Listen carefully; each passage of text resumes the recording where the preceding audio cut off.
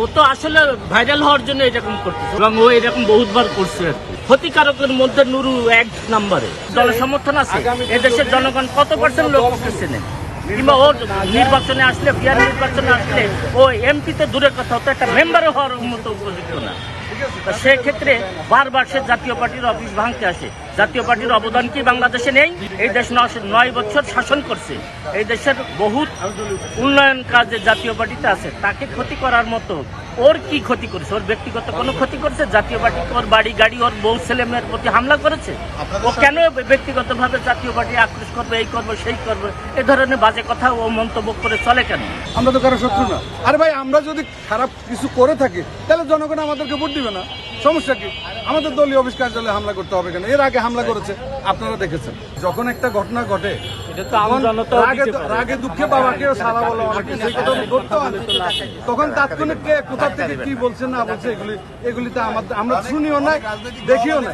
কারণ তখন আমরা আমাদের অফিস রক্ষা করার জন্য ব্যস্ত, আমরা আমাদেরকে রক্ষা করার জন্য ব্যস্ত।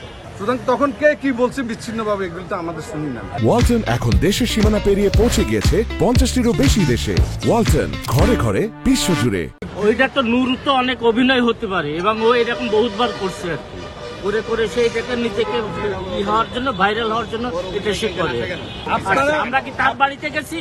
আমার জাতীয় পার্টির অফিসের সামনে যে হামলা করে আবার কথা বলে আমাদের। ও তো আসলে মানে ভাইরাল হওয়ার জন্য এরকম করতেছে। ওর তো তল্পিতল বা কিছুই নেই, আছে একটা ফেক।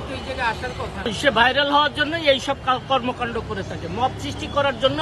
সে একাধিকবার, এইরকম না তো একাধিকবার বাংলাদেশের মানুষকে বিব্রত করতেছে, তাদেরকে নষ্ট করতেছে এবং বাংলাদেশের মানুষকে হাঙ্গামা দাঙ্গা করে করে করে মানুষকে করতেছে, এই দেশে ক্ষতি করতেছে।